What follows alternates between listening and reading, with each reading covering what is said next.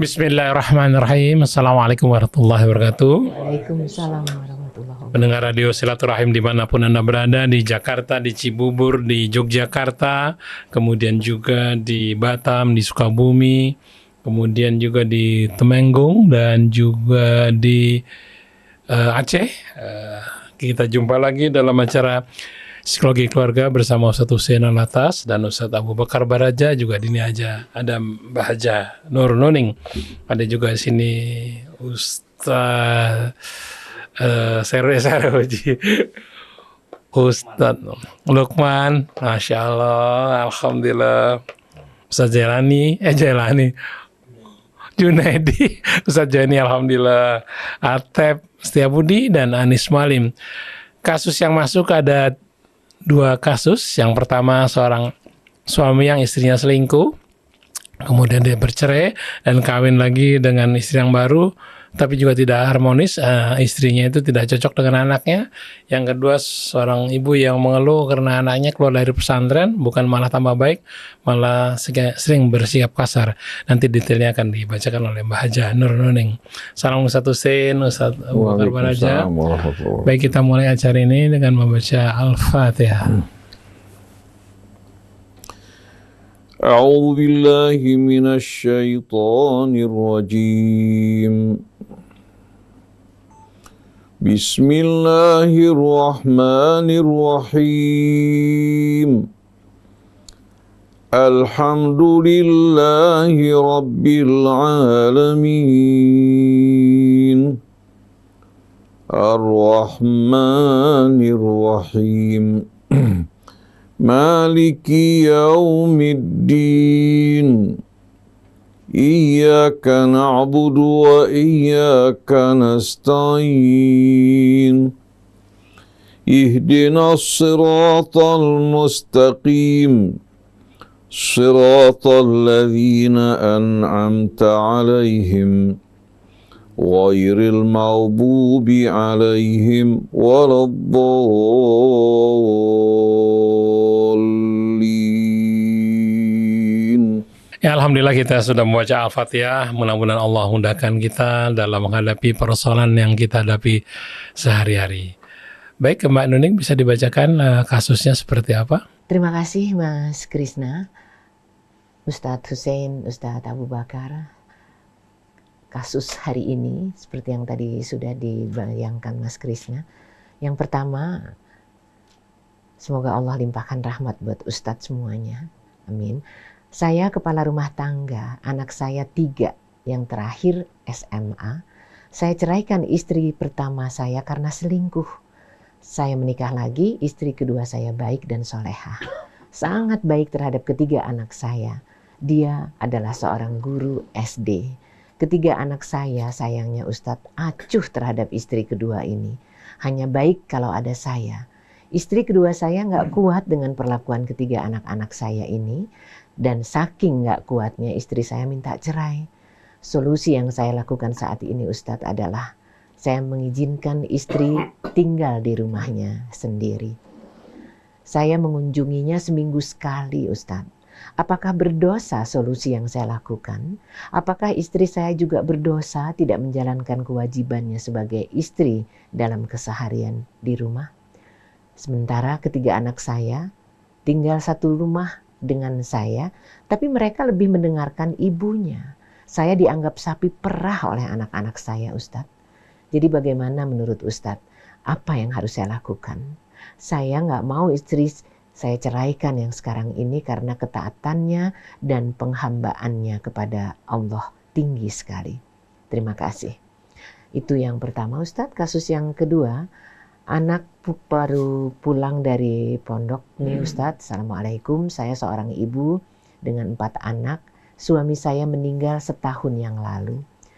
Hanya 2 bulan ini pulang dari pondok, anak saya tingkahnya berubah. Suka marah-marah, bahkan memukul saya. Dan saat ini adik-adiknya gak betah kalau anak pertama ini kadang-kadang baik dan kadang-kadang kasar. Saya tidak bisa memahami apa sih yang bisa membuat anak saya berubah seperti ini, padahal dia sangat sayang sama ayahnya. Ustadz, apa yang harus saya lakukan? Terima kasih. Ya. A'udzu billahi minasyaitonir rajim. Bismillahirrahmanirrahim. Alhamdulillahi rabbil alamin. Allahumma shalli ala Muhammadin wa ali Muhammad.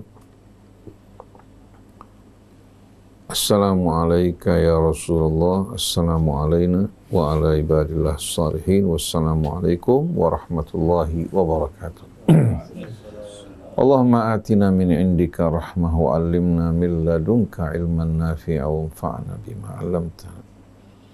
Allahumma inna na'udzu bika min zawali ni'matik wa tahawuli afiyatik wa fujaati niqmatik wa na'udzu bika min jami'i sakhatik. Wa ba'du, ikhwan akhwat, pendengar pemirsa Radio TV Silaturahim yang dirahmati Allah. Tadi telah kita dengarkan kasus yang pertama yang dibacakan oleh Ibu Hajah Nur, begitu juga yang kedua berhubungan dengan perilaku seorang anak yang berubah setelah kembali dari pesantren. Kita bersama Ustadz Abu Bakar Baraja, bersama Ibu Hajah Nur, ada Ustadz Junaidi, tamu kita Ustadz Lukman, Atif Setiabudi, Anis Mu'alim yang setia menemani kita, seluruh kerabat kerja, keluarga besar Radio TV Silaturahim yang dirahmati Allah. Kasus ini sebetulnya bukan kasus yang ganjil. Banyak hal-hal semacam ini terjadi di tengah-tengah kita, cuma tidak terekspos. Banyak orang tua betul-betul mengalami keluhan yang luar biasa berhadapan dengan anak yang berubah sikapnya, yang tadinya santun, baik, hormat kepada ayah ibunya. Ayah ibunya punya harapan yang banyak pada anaknya, dikirim ke pesantren.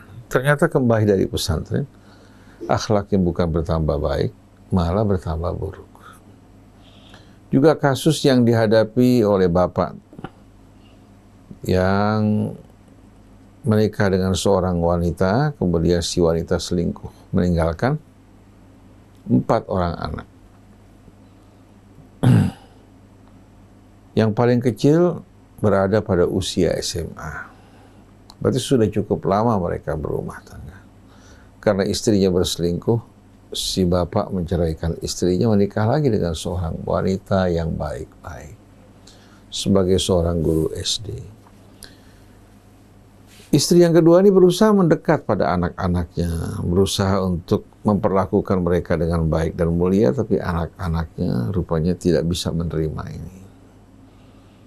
Hatinya masih bersama ibu kandungnya. Tapi si ayah tidak mungkin akan kembali pada ibu kandungnya dengan perbuatan serong selingkuh yang dilakukan oleh mantan istrinya. Nah, ini seringkali bergulir tanpa ada solusi.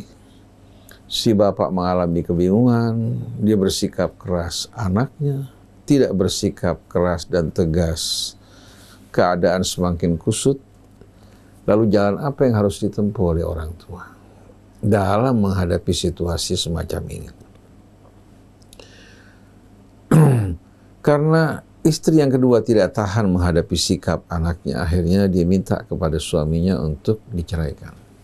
Suami berat menceraikan istrinya, akhirnya dia kembalikan istrinya pulang ke rumah orang tuanya. Suami yang datang menggilir kepadanya. Nah, suami ini bertanya apakah tindakan dia benar, atau apakah tindakan istrinya salah karena tidak menjalankan tugas sebagai istri di sisinya. Perlu Bapak ketahui bahwa seorang istri itu punya hak untuk mendapatkan kenyamanan dalam rumah tangganya. Kalau seorang suami memperlakukan istrinya dengan perlakuan yang tidak baik hingga dia menderita, dia punya hak untuk mengajukan permohonan berpisah dari suaminya. Karena Allah tidak ciptakan istri untuk ditindas dan dianiaya. Pada saat dia merasakan bahwa dirinya tidak bahagia, tidak tentram, merasakan perlakuan suaminya yang tidak baik, dia punya hak untuk mohon berpisah dari suaminya. Oleh karena itu Allah tetapkan syariat yang bernama khulu. Langsung dari Allah. Si perempuan kalau tidak mampu untuk menjalankan tugasnya sebagai istri yang baik, dia bisa mengajukan kepada suaminya untuk berpisah dengan mengembalikan maharnya. Nah, sekarang yang dialami oleh istri bapak ini adalah perasaan tidak nyaman yang datang dari anak-anak suaminya. Yang sehari-hari dihadapi, dia merasa tidak nyaman. Dia khawatir dirinya tidak mampu untuk bersikap baik dan mulia bersama suaminya, tidak mampu juga untuk bersikap baik pada anak-anaknya, mungkin daripada konflik antara dia dan anak-anak, dia lebih suka berpisah dari suaminya. Nah, suami dalam hal ini mengambil tindakan karena dia sayang kepada istrinya yang kedua yang setia dan baik, dipulangkan ke rumah orang tuanya. Jadi si istri tetap tinggal bersama orang tuanya. Pertanyaannya, apakah sikap dia salah? Saya rasa dia tinggal di rumah orang tuanya lebih damai, lebih bahagia daripada tinggal berkumpul bersama anak-anak dari mantan istri bapak. Yang sebaiknya sebetulnya bapak menyediakan rumah buat dia kalau bapak mampu mengontrakkan rumah di samping orang tuanya. Atau memberikan pilihan buat dia. Kita tidak perlu bercerai. Saya menyayangi kamu, hormat pada kamu, ya. Saya berat berpisah dari kamu. Kamu mau kemana? Mau tinggal bersama ibu kamu? Kalau orang tua kamu menerima, kamu juga merasa bahwa ini merupakan hal yang tidak membuat perasaan kamu tidak nyaman, silakan. Saya akan datang menggilir. Oh, seminggu 2 kali, seminggu 3 kali, ya. Yang penting perlakukan istri dengan cara mulia, jangan disebabkan karena istri bersikap toleransi dan lapang, atau bapak memperlakukannya dengan cara yang tidak baik. Jadi memisahkan istri dari anak-anak bapak itu akan lebih utama daripada berkumpul bersama-sama tapi dalam suasana konflik. Nah, kalau dia meminta untuk disediakan rumah walaupun hanya sebuah kontrakan, bapak sebagai seorang suami wajib menyediakan rumah buat istri bapak. Menjadi kewajiban laki-laki menyediakan sukna, baik itu beli maupun kontrak buat istri kalau istri meminta sesuai dengan kemampuan bapak. Kalau bisa berada dekat dari keluarganya. Sedangkan istri yang pertama meminta berpisah karena tidak tahan, itu menjadi hak dia. Nah, bapak berikan solusi untuk tinggal bersama orang tuanya, ya. Suka sama suka, itu merupakan jalan keluar alternatif untuk menghindari hal-hal yang lebih buruk. Karena dia punya hak, kalau seandainya dia merasa tidak nyaman, merasa tidak bahagia, tidak mampu menjalankan tugas sebagai istri, untuk mengajukan khulu. Untuk mengajukan khulu, artinya mohon untuk dipisahkan dari suaminya. Kalau suami punya hak cerai, talak, istri mempunyai hak khulu untuk menyelamatkan wanita dari penindasan atau khawatir takut dirinya tidak mampu untuk menjalankan tugasnya sebagai istri. Nah, kejadian ini terjadi pada masa Nabi kita. Seorang wanita datang mengadu kepada Rasulullah, mengatakan, "Ya Rasulullah, saya ini tidak membenci suami saya karena akhlaknya. Akhlaknya baik. Cuma saya tidak tahan. Kalau dia berjalan di tengah teman-temannya, ya, penampilannya merupakan penampilan yang paling buruk. Ya. Sebagai seorang wanita juga kan mendambakan, menginginkan apa? Iya, akhlaknya baik, tapi saya takut sampai saya tidak mampu menjalankan tugas saya sebagai istri di hadapan suami, akhirnya saya melakukan perbuatan dosa. Ini akrahul kufra ba'dal Islam, saya takut terjerumus dalam kekafiran setelah Islam. Dan bisa saja wanita seperti ini akhirnya terdorong untuk melakukan perbuatan yang haram. Rasulullah bertanya pada wanita ini, mau nggak kamu kembalikan kebun yang pernah diberikan kepada kamu sebagai mahar? Rupanya laki-laki memberikan mahar kebun, si perempuan beranggapan asal hidup cukup akan bahagia. Ternyata rumah tangga tidak cukup, hanya dengan dengan sebatas pemberian yang diberikan laki-laki. Si perempuan mengatakan, saya siap untuk mengembalikan. Karena kalau nggak dikembalikan, bagaimana suami ini akan menikah lagi dengan wanita lain? Permintaan datang dari pihak istri, kecuali kalau suami menceraikan istrinya tanpa sebab dari pihak istri, suami tidak boleh meminta kembali apa yang diberikan. Tapi kalau permintaan dari istri tanpa ada kesalahan suami, maka istri harus mengembalikan apa yang pernah diberikan, kecuali kalau suaminya ikhlaskan. Ini merupakan rahmat Allah Subhanahu wa Ta'ala. Suami diberikan hak cerai, istri diberikan hak khulu. Nah, kasus istri bapak ini yang pertama minta diceraikan karena tidak tahan. Bapak tidak mau menceraikan, kemudian bapak izinkan tinggal di rumah orang tuanya, dia tidak berdosa dalam hal ini. Nah, bapak juga tidak bersalah asal bapak perlakukan istri bapak dengan cara baik. Adapun anak bapak, berdoa pada Allah. Berdoa pada Allah, didik anak bapak untuk bertakwa pada Allah. Panggilkan orang yang bijak untuk bisa memberikan nasihat, masukan kepada mereka. Tapi kalau tinggal sama-sama, si anak tiap melihat ibu barunya terbayang pada ibu kandungnya. Betul enggak? Ini mengusik perasaan si anak. Dan bapak harus bertindak tegas pada anak-anak. Yang paling kecil sudah SMA, sudah dewasa kan? Iya. Begitu juga kakak-kakaknya pasti sudah, bapak bertindak tegas. Artinya di samping kelembutan sebagai bapak memberikan mereka kebutuhan pendidikannya, tapi bapak juga menekankan tanggung jawab. Menekankan tanggung jawab mereka sebagai anak. Dan bapak jangan mau diombang-ambingkan oleh mereka dengan memanfaatkan perasaan bapak. Jangan mau dimanfaatkan ya oleh tindak tanduk mereka. Kalau mereka tetap menentang, berontak, kalau perlu serahkan mereka kepada ibunya. Serahkan mereka kepada ibunya. Kalau kamu tidak bisa baik dengan bapak, kamu pulang ke rumah ibu kamu, biar bapak berikan nafkah untuk kebutuhan kamu, tapi jangan tinggal satu rumah. Kalau memang anak-anak tersebut melakukan tindakan-tindakan yang melampaui batas. Mungkin orang mengatakan, Ustadz, nanti bagaimana kalau dia bertambah rusak bersama ibunya? Sebetulnya tergantung pilihan mereka.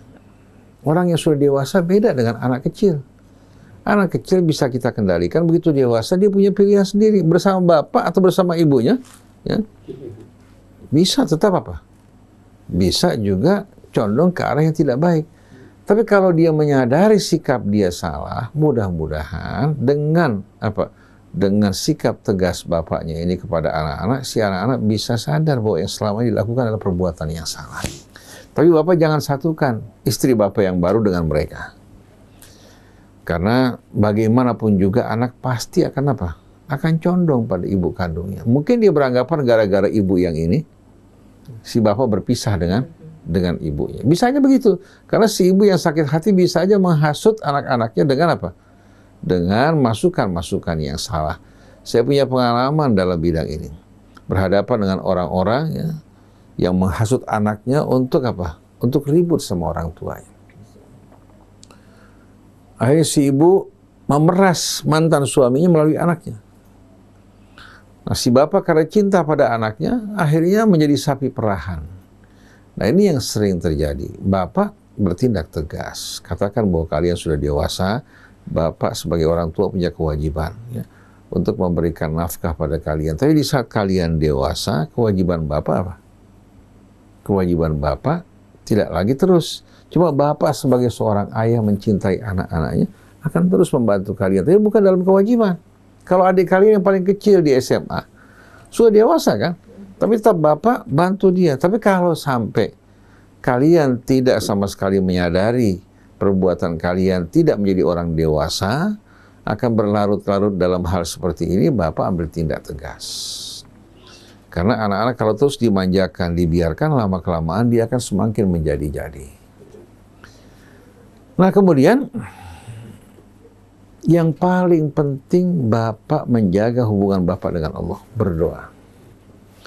Berdoa, kemudian berusaha dari usaha yang halal, berikan anak kita makanan yang halal. Dan bapak juga jangan menjelek-jelekkan mantan istri bapak depan anak-anak. Itu hindari. Ini merupakan hal yang buruk, tutupi, kubur, dan jangan sekali apa? Diungkit-ungkit. Tapi jangan bosan memberikan nasihat pada anak-anak, dan bapak juga banyak berdoa kepada Allah. Insya Allah Allah melembutkan hati mereka semuanya. Nah, kasus yang kedua. Ini banyak terjadi. Ustaz Abu Bakar pasti punya pengalaman banyak dalam kasus ini karena beliau sebagai seorang konsultan yang sering memberikan nasihat bagi orang-orang yang mengalami kasus semacam ini. Kita jangan beranggapan anak kalau masuk pesantren, dia akan menjadi baik atau lebih baik. Itu tidak ada jaminan sama sekali. Di pesantren tempat berkumpulnya anak dari berbagai macam apa?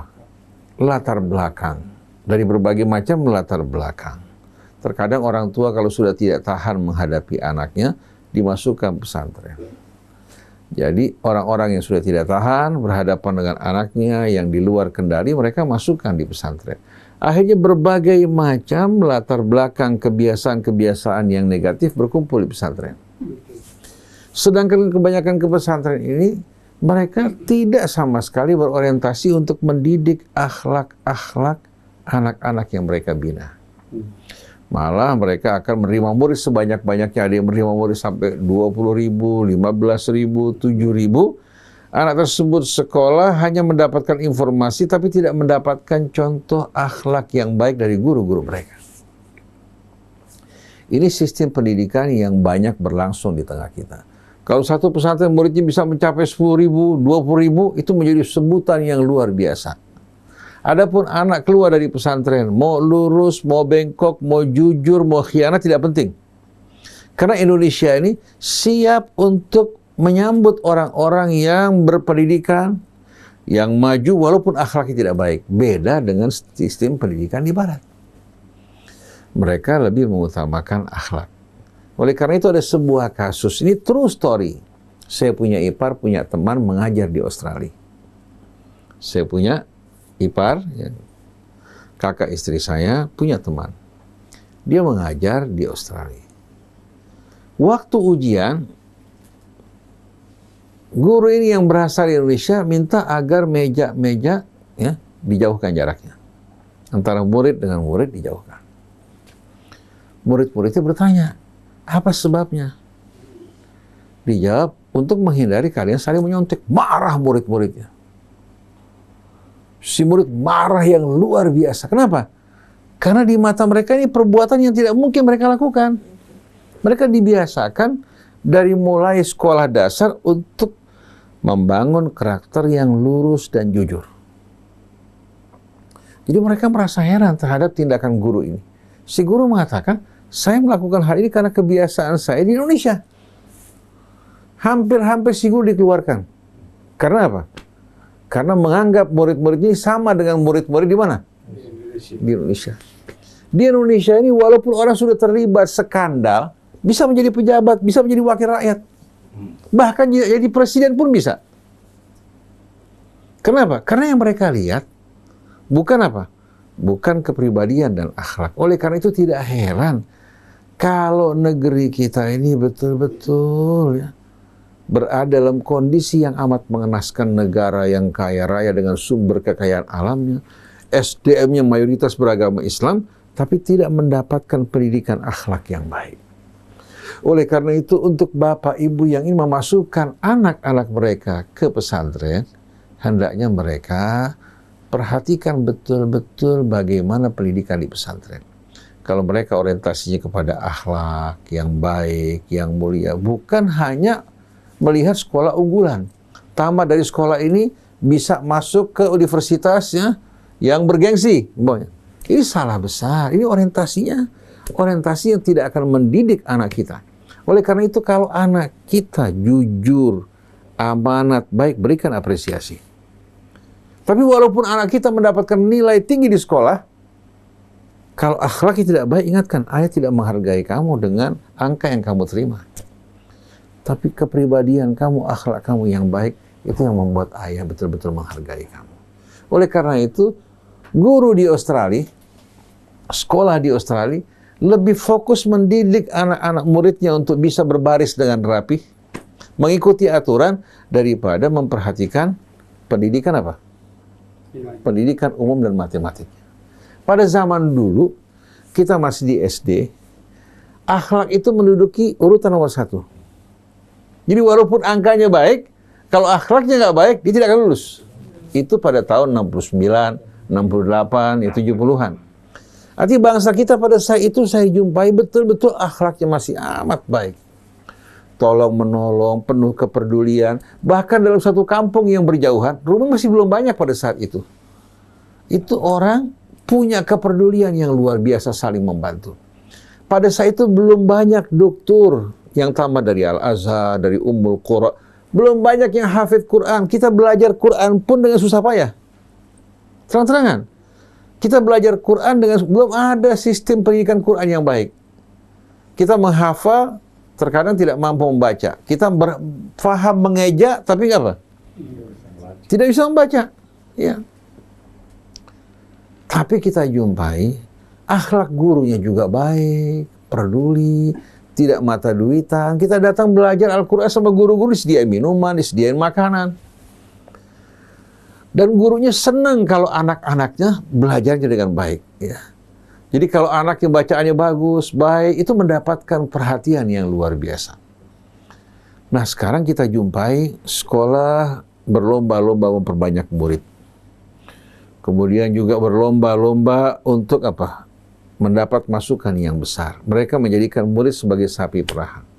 Kalau muridnya 10.000, tiap orang katakan membayar uang muka sebanyak 20 juta, berapa kira-kira? Nanti begitu selesai, sekolah berjalan, pemilik sekolah aja berkeliling.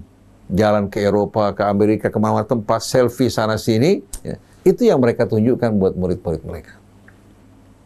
Ada lagi sekolah tahfidz Quran. Bacaan Qurannya bagus, hafidz Quran, tapi pergaulan bebas merajalela. Obat-obatan menyebar. Bahkan praktek-praktek homoseksual merajalela.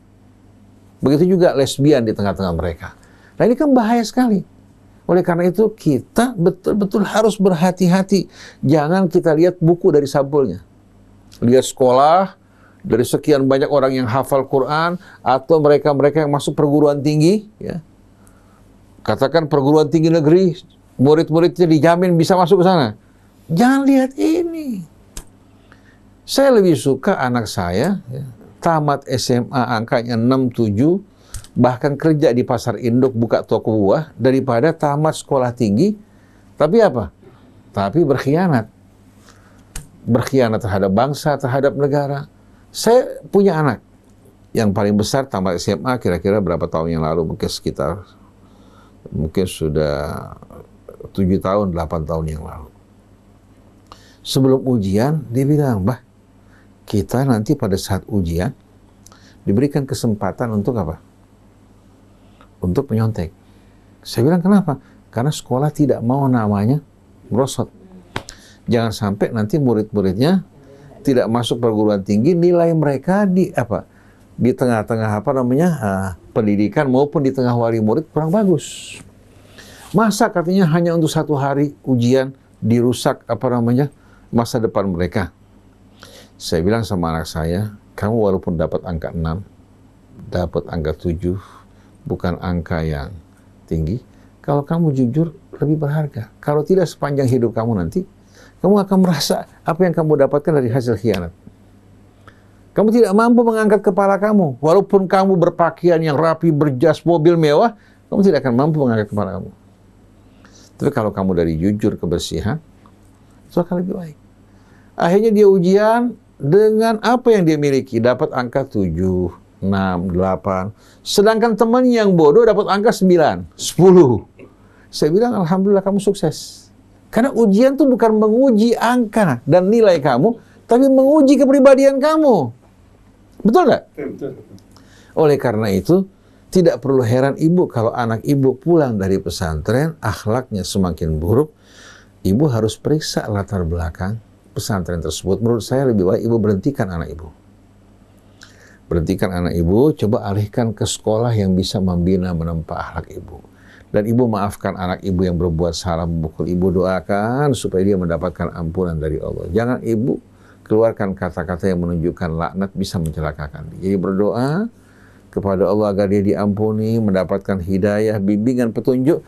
Karena masuk ke pesantren kan atas inisiatif ibu dan orang tua. Dampak pendidikan yang buruk di pesantren ini mesti diwaspadai. Kecuali pesantren-pesantren yang orientasinya adalah akhlak. Dan Bapak Ibu, kalau seandainya melihat angka anak ibu di pesantren tidak terlalu muluk, jangan berkecil hati. Tapi ibu patut bersyukur pada Allah di saat anak ibu memiliki akhlak dan pekerti yang luhur. Oleh karena itu, kenapa Barat maju, berkembang dengan pesat, kita berjalan mundur, bahkan berlari mundur? Karena apa? Kita tidak memperhatikan soal akhlak. Padahal seperti yang Syauqi katakan, innamal umamul akhlaqu ma baqiyat fa in humu dhahabat akhlaquhum dhahabu. Satu bangsa itu kebesaran dilihat dari akhlaknya. Begitu akhlaknya hilang, walaupun mereka orang-orang yang berilmu, dianggap mereka orang-orang atau bangsa yang punah dan kehilangan sama sekali apa? Kemuliaan mereka. Nah, ini patut menjadi peringatan pelajaran buat kita. Jadi ibu berdoa pada Allah, maafkan anak ibu, doakan dia mendapatkan hidayah dan petunjuk, berikan contoh-contoh yang baik, dan hentikan dari pesantren. Alihkan ke pesantren, sekolah yang orientasinya akhlak. Insya Allah berkumpul dengan teman-teman yang baik, dia akan menjadi baik. Tapi kalau dia berkumpul dengan anak-anak yang orang tuanya sudah nggak tahan, bahkan narkoba juga iya. Saya kebetulan pernah di pesantren. Anak-anak yang orang tua sudah nggak sanggup sama sekali dikirim ke pesantren. Apa yang dilakukan? Mereka nanam ganja di pesantren. Betul-betul menanam ganja di pesantren. Karena kan guru nggak tahu. Nggak pernah tahu pohon ganja. Pohon sirih mungkin dia tahu. Pohon ganja kan nggak tahu kan? Anak-anaknya bisa nanam ganja. Kemudian sebagian juga minum minuman keras. Karena apa? Karena mereka menerima murid juga tidak melihat. Kesian kalau nggak diterima. Padahal kalau dia terima merusak anak-anak yang baik. Betul nggak? Seharusnya mereka berada pada apa? Sekolah rehabilitasi.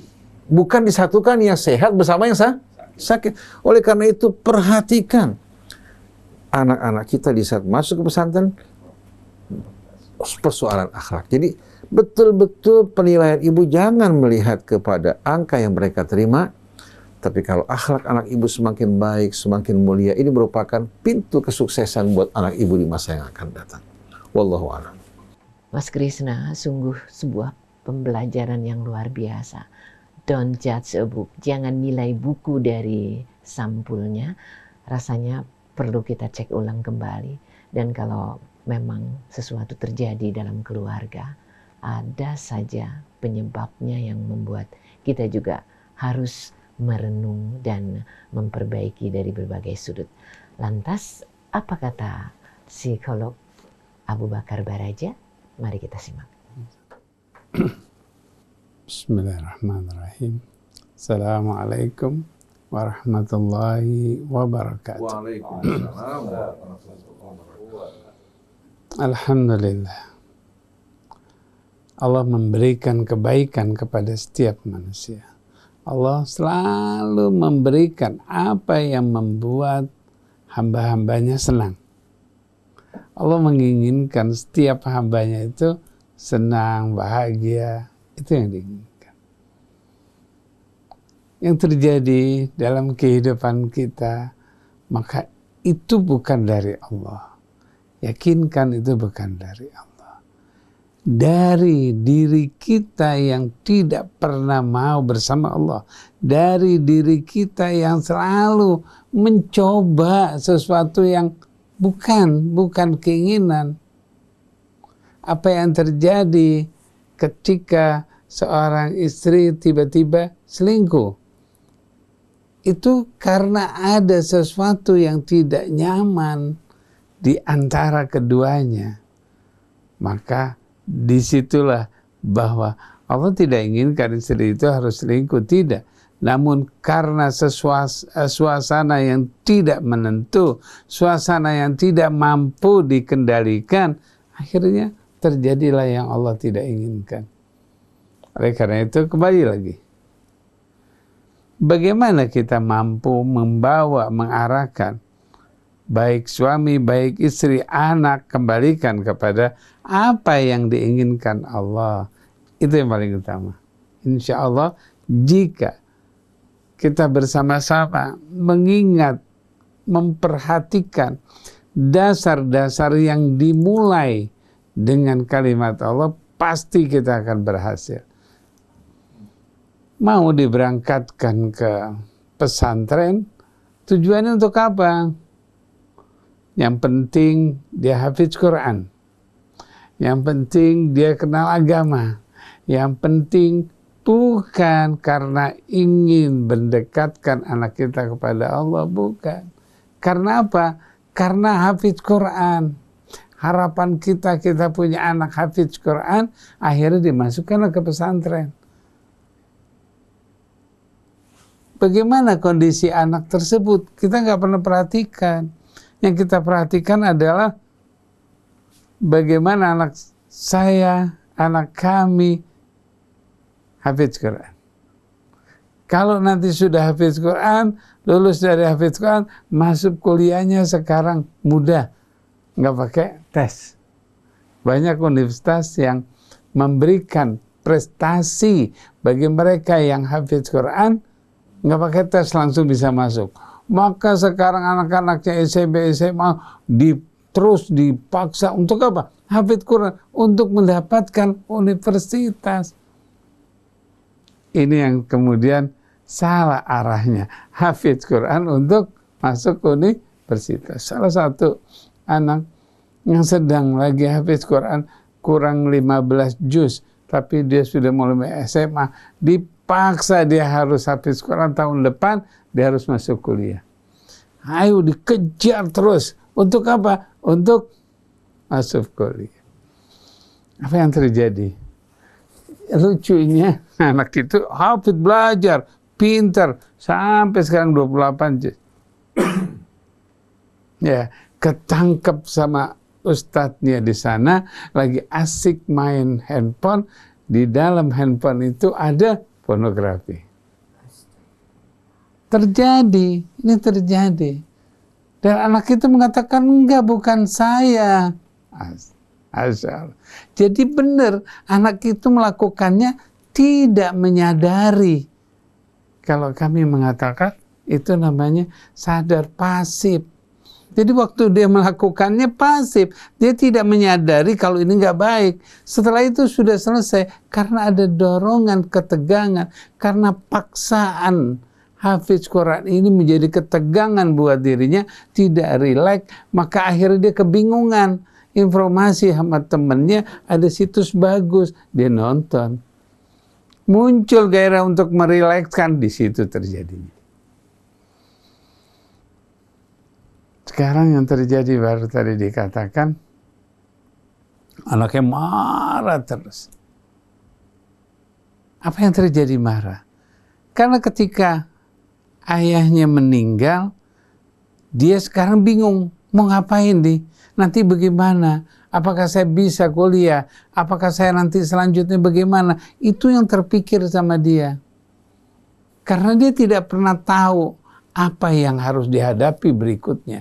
Yang dia mengerti hanya belajar agama, belajar hafiz Quran, teruskan belajar saja. Tapi dia tidak pernah mendapatkan informasi dirinya, apa yang dia bisa lakukan, keterampilan apa yang dia mampu melakukan, itu yang dia tidak pernah dapatkan dari SD, SMP. Jadi dari SD dia tidak bisa membuat satu miara ayam misalnya, nggak bisa berpikir. Kalau dia berpikir, oh ayah saya sudah meninggal, oh iya saya senang miara ayam, bisa peternak nantinya di masa depannya. Itu berpikir, maka Allah sering mengatakan, afala ta'qilun. Kenapa kok anak kita nggak pernah bisa berpikir? Karena yang berpikir tersebut adalah orang tuanya. Maka anak itu nggak mampu berpikir. Kalau ketika anak itu merasa tertekan hidupnya, bagian dari kedepannya, mau ngapain, mau bagaimana, nanti bingung dia. Akhirnya tekanan-tekanan itu meluaplah menjadi emosi. Meluaplah menjadi emosi. Nah ini yang perlu kita. Jadi berarti pesantren itu tidak baik. Bukan. Pesantren itu baik. Sekolah itu baik. Bagaimana ketika anak kita mau masuk ke pesantren, perhatikan anak kita. Apakah dia sudah kuat mentalnya? Apakah dia sudah siap mandiri? Bukan ke pesantren, kita kirim anak kita ke pesantren untuk apa? Untuk mandiri. Bukan. Yang sering di-image-kan sama orang tua, ya, udah biarin di rumah nih males, manja, udah kirim ke pesantren biar bisa mandiri. Benar, di sana lakukan. Ada satu anak di salah satu pesantren, ya, dia datang ke mana namanya, ke pesantren, ke pondok, dari SMP sampai SMA di sana, ya, dia tinggal ngumpet di pelosok masjid, nanti di kamar dia sendirian, 4 tahun, 6 tahun berturut-turut hidupnya seperti itu. Setelah selesai, dia nggak tahu apa yang harus dia lihat. Pakem, berhenti, grek, nggak bisa apa-apa. Coba kita bayangkan. Karena di rumahnya dia manja, nggak biasa. Kalau lagi dikunjungin sama orang tuanya, dia datang mengejar, dia senang, dia enak, dia kasih makanan, dia makan lahap, berbagai macam. Teman-temannya ngeliatin, oh dia girang ya. Dibully di sana, diledekin di sana, dicuekin di sana. Apakah orang tuanya melihat? Tapi kan di sana ada ustadznya, ada. Ya, emang ustadznya mikirin dia doang satu. Kalau misalnya satu angkatan bisa sampai 203 orang, ustadznya cuma paling 50. Apa yang terjadi? Oke, kembali lagi, yuk kita perhatikan. Yuk kirim anak-anak ke pesantren karena Allah. Perhatikan, memulai apakah dia berada di jalan Allah. Dari rumah dulu, dari SD-nya, ya, dikuatkan, mentalnya dikuatkan. Kalau mentalnya sudah kuat, insya Allah, yakinkan, anak kita mau kemana saja bisa. Bagaimana cara menguatkan mentalnya? Sering saya sampaikan, jangan suka dimarahin, jangan suka disalahin, jangan suka dipermasalahkan. Anak dari SD, ya, dari TK, SD, sering dimarahin, sering disalahin, sering dipermasalahkan, insya Allah hidupnya bermasalah. Dan itu yang terjadi, yang saya sering dapatkan itu. Jadi mereka yang semuanya merasa bersalah, hidupnya tuh selalu merasa bersalah. Ketakutan, bingung. Karena apa? Karena selalu disalahkan. Karena dia mau melindungi sama siapa? Orang tua dan ayahnya semua udah mempermasalahkan. Ada si mbaknya, orang tuanya suka menyalahkan, ikut menyalahkan si mbaknya. Kecuali kalau Allah izinkan si mbak itu bisa membantunya, insya Allah selamat anak ini. Kembali lagi bahwa apa yang terjadi pada anak ini? Anak ini mengalami tekanan karena dia bingung. Kalau melihat dari cerita itu, dia bingung. Mau kemana dia? Setelah ini, udah nggak ada orang tuanya. Ibunya rumah tangga. Dia kebingungan, mau ngapain nanti? Apakah saya bisa berlanjut dan sebagainya. Nah, kondisi ini tidak ada yang memberikan informasi. Kalaupun diberikan informasi, kenyataannya nggak ada. Bagaimana itu? Nah, ini yang menjadikan perasaan itu harus, walaupun ayahnya punya peninggalan banyak dan sebagainya, tapi pikiran masa depan anak itu selalu berpikir. Karena apa? Karena anak tidak diberikan kesempatan berpikir bagaimana dia bisa ke depannya. Dirinya bukan hanya fasilitas banyak dan sebagainya, tapi kalau dia tidak bisa berpikir untuk dirinya, dia akan mengalami tekanan di situ. Insya Allah. Kembalikan seperti yang tadi dikatakan, maafkan anaknya, usahakan untuk diarahkan, ya. Kalau memang itu menjadi masalahnya, yuk ajak kembali, insya Allah. Insya Allah baik. Nah, perhatikan yang kedua. Anak itu harus ditegaskan. Maaf. Kasus yang pertama, jadi anak itu harus tegaskan, ini ibu kamu, ini ibu kamu, walaupun ibu tiri, katakan ini ibu kamu, ini istri ayah. Harus tegas. Setiap kali kamu panggil sini, ini ibu kamu. Teruskan, informasikan ini ibumu, ini ibumu. Tapi ibu kandung saya begitu diomongin semua, itu dihasut tuh, itu gara-gara karena perempuan itu yang ada di rumah itu, sehingga ayah menceraikan ibu, sekarang di sini mama diceraikan karena dihasut seperti itu. biarkan, tapi jelaskan sama ayahnya. Si ayah jelaskan sama si anak itu bahwa ini ibu kamu. Anakku udah dewasa, sudah apa semuanya. Coba kamu perhatikan, mana yang lebih baik, mama atau ibu? Fokuskan, lihat, dia melayani ayah baik. Coba perhatikan, bagaimana ibu kamu? Tegaskan, kalau kita mendapatkan ketegaskan, insya Allah anak itu akan berubah. Kalau kita sudah putus asa, gimana, lemah. Kalau seorang suami yang sudah lemah, ya jadian kedua, istri mencerai. Yang kalau yang pertama dia ceraikan istrinya, yang kedua istrinya yang kabur karena nggak lemah, yang karena lemah. Mau dapat yang ketiga lagi, ya terjadi lagi sesuatu yang berubah lagi. Maka jadi seorang suami yang tegas. Kalau suami tegas, yakinkan nggak akan ada terjadi sesuatu yang tidak menyenangkan. Insya Allah. Terima kasih. Kayaknya kurang lebih banyak yang bisa kita pertimbangkan, mempersuasi kita untuk memilih ini dan itu, dan ya kita masih ada cukup waktu.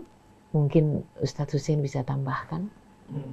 Di antara salah satu keindahan tuntunan Allah, ajaran Islam membimbing manusia menuju kehidupan yang lebih baik dan lebih lurus. Ini merupakan tujuan dari ajaran Allah, bukan justru menjerumuskan orang ke dalam kebengkokan, menjerumuskan orang ke dalam nestapa, penderitaan, dan ketidakpastian. Kalau tuntunan yang datang dari manusia, pasti tidak akan apa? Tidak akan mutlak kebenarannya. Beda yang datang dari Allah. Asal kita betul-betul patuh kepada Allah, menegakkan kebenaran, keadilan, hasilnya akan terasa betul-betulnya lebih baik dan lebih sempurna. Walaupun mungkin pada permulaan kita berjuang berhadapan dengan apa? Dengan perasaan kita. Seperti seorang ayah tadi bersama anak-anaknya. Pasti dia mencintai anaknya. Tapi dia tidak ingin berpisah dari istrinya yang baik. Nah, apa yang dirasakan ayah dari anak-anaknya ini merupakan sebuah apa? Sebuah cobaan dari Allah Ta'ala, ya. Dan dia harus hadapi dengan cara yang bijak. Allah berfirman dalam Quran, Ya ayyuhalladzina amanu kunu qawwamina bil qist. Wahai orang-orang yang beriman, sebagai orang yang beriman, jadilah kalian orang-orang yang menegakkan keadilan dengan seluruh-seluruhnya. Syuhada alillah. Kesaksian kalian semata-mata karena Allah. Jangan untuk yang lain, tapi untuk Allah. Kemudian, walau ala anfusikum, walaupun konsekuensinya, bisa kalian menegakkan keadilan, bersikap lurus, akan membawa dampak negatif buat kalian. Tapi dampak negatif ini sebetulnya akan menjadi pupuk kebaikan di masa akan datang. Pahit pada permulaan, tapi insya Allah manis rasa dan berikutnya. Awil walidain, bahkan terhadap kedua orang tua. Kita kan tahu bagaimana wajibnya kita menjunjung tinggi kedua orang tua kita. Tapi kalau orang tua kita salah, berhadapan dengan orang yang lain yang benar, kita nggak boleh bela orang tua kita dengan alasan berbakti pada ayah ibu. Nggak boleh sama sekali. Orang tua kita bersikap baik terhadap, bersikap buruk terhadap istri kita.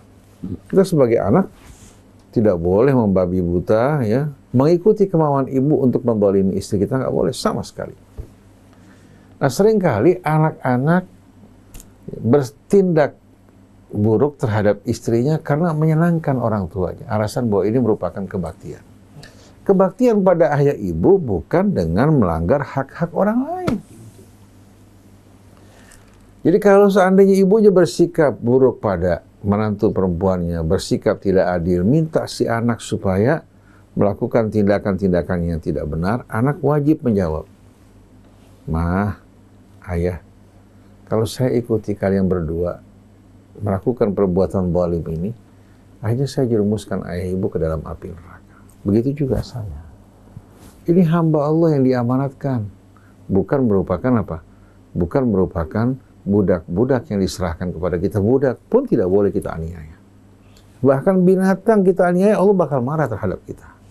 Saya wajib bakti pada ayah ibu, pada apa-apa yang diridhai Allah.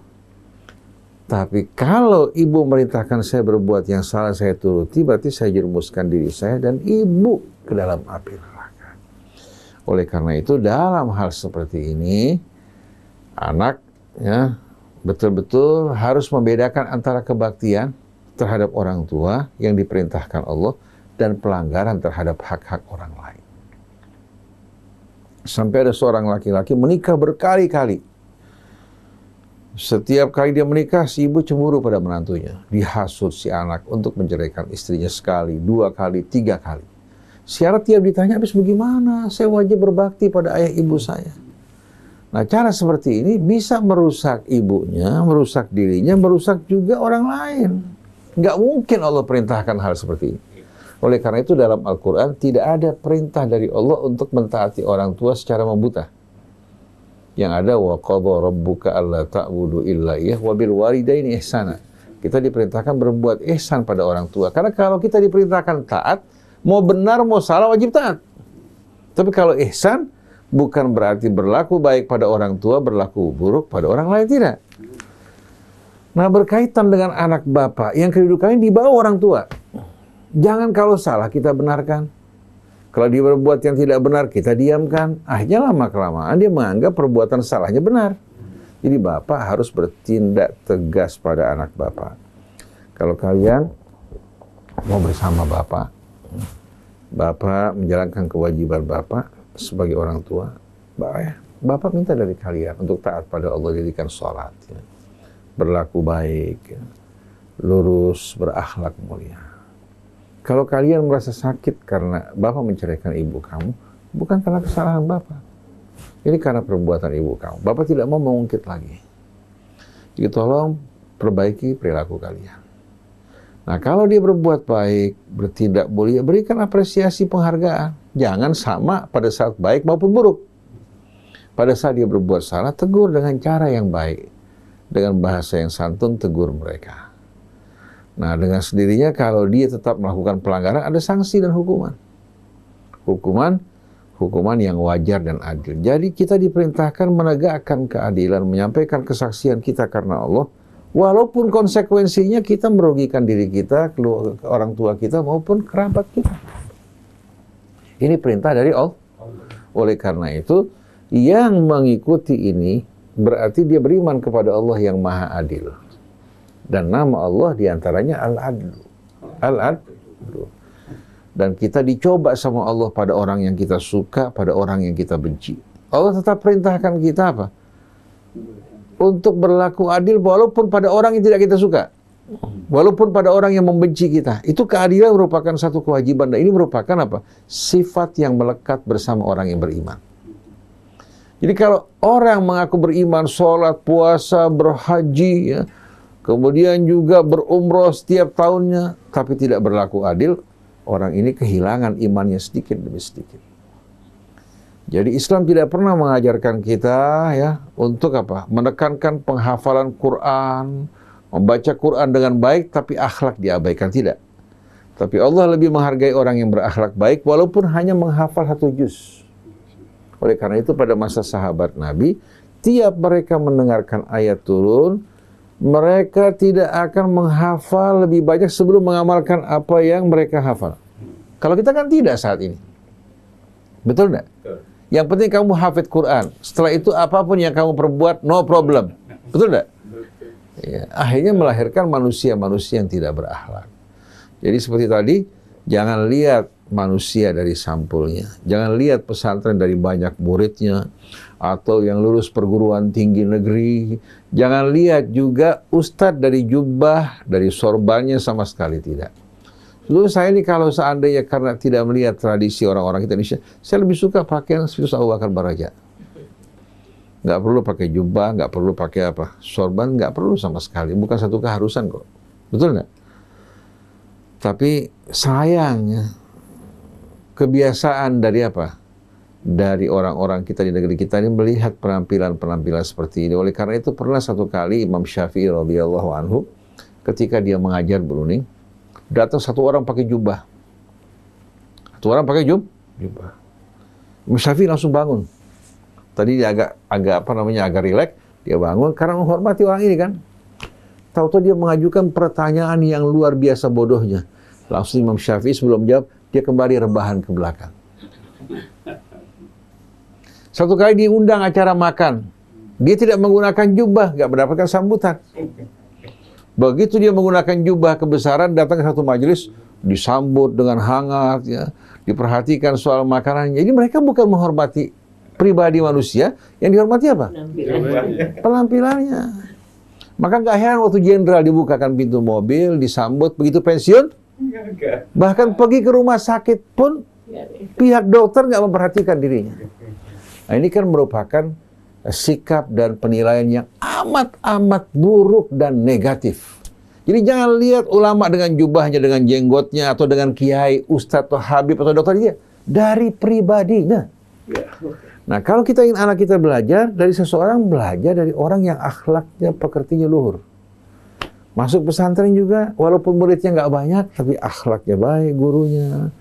Kemudian lingkungannya baik, ini merupakan tempat untuk mendidik anak-anak kita. Sampai dari rusaknya lingkungan dan pendidikan, ada orang-orang tua apa? Nggak mau masukkan anak ke sekolah. Akhirnya di antara mereka kerjasama orang tua yang berpendidikan untuk buat sekolah. Buat sekolah, masing-masing orang tua mengajar. Kemudian juga memanggil guru. Karena apa? Takut kalau sampai anaknya terkontaminasi oleh cara bicara pergaulan orang di luar. Sekarang anak kecil aja, yang kecil-kecil, gara-gara nonton film di televisi atau di mana, di game, langsung bicaranya nggak baik sama sekali. Nah, ini kurang dapat perhatian. Karena orang tua bilang yang penting angka kamu bagus, lulus dengan nilai yang bagus, masuk perguruan tinggi, mau jadi perampok, mau jadi apa, nggak penting. Waliyahzubillah. Jadi penekanan betul-betul kepada akhlak ini harus kita utamakan. Saya merasakan betul-betul, saya usia sudah 63 merangkak ke 64. Kalau untuk bulan Hijriah, tahun Hijriah, tambah 2 tahun lagi. Saya ini berhadapan dengan kita punya jiwa ini, betul-betul menjinakkannya untuk bisa berakhlak baik, luar biasa sulitnya. Seusia saya begini. Nah, kalau kita nggak bantu anak kita dari mulai kecil untuk punya kebiasaan yang baik, kan susah luar biasa. Betul nggak? Jadi jangan mandang sepele soal akhlak. Akhlak ini yang paling utama, yang tidak membutuhkan biaya, lebih ringan, tapi timbangannya luar biasa beratnya. Jadi siapa orang yang mau mendekatkan diri kepada Allah, setelah iman dan takwa kepada Allah, yang akan membawa ganjaran yang sebesar-besarnya adalah akhlak yang baik. Walaupun dia nggak mampu untuk umroh, nggak mampu haji, nggak mampu mengeluarkan sedekah yang banyak, kalau dia berakhlak baik, insya Allah akan mendapatkan nilai tertinggi di sisi Allah Subhanahu wa Ta'ala. Karena itulah utusan dan misi Nabi kita Muhammad Sallallahu Alaihi Wasallam. Masya Allah. Ikhwan akhwat, sungguh luar biasa. Untuk hari ini, seberapa bagus pun keimanan atau ketaatan kita, kalau nggak adil dan nggak akhlakul karimah, mesti dipertanyakan lagi nih. Sayang sekali ya Mas Krisna, waktu kita sudah habis, kita jumpa kembali. Tapi sebelumnya saya ingin sampaikan bahwa kalau ada kasus, boleh kirimkan ke 08 111 999 720. Nanti minggu depan, Rabu yang akan datang, akan dibahas oleh Ustadz Hussein dan Ustadz Abu Bakar. Oke Mas Krisna, waktu kita habis. Alhamdulillah Iwan kita sudah dengar dari guru-guru kita jawaban yang diberikan. Mudah-mudahan apa yang disampaikan tadi dapat kita jalani, dapat kita sikapi dengan baik, sehingga persoalan menjadi insya Allah akan bisa selesai. Terima kasih Ustadz Hussein, Ustadz Abu Bakar Baraja, saya Muhammad Krisna, Atep Setiabudi dan Anis Mualim mohon pamit. Wabillahi taufiq wal hidayah. Assalamualaikum warahmatullahi wabarakatuh.